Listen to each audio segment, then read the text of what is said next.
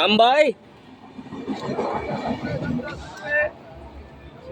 ராம்பாய் இங்கே வர்றா, வித்தியாசமாக தூங்குறான். இவனை மாதிரிலாம் வித்தியாசமாக தூங்க முடியாதுடா.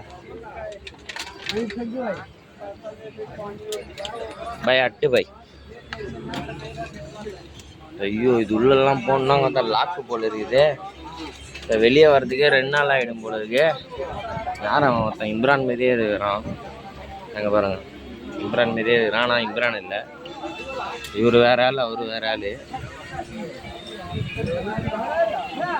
தூடிலாம் போட்டு கட்டி வச்சிருக்கிறானுங்களே.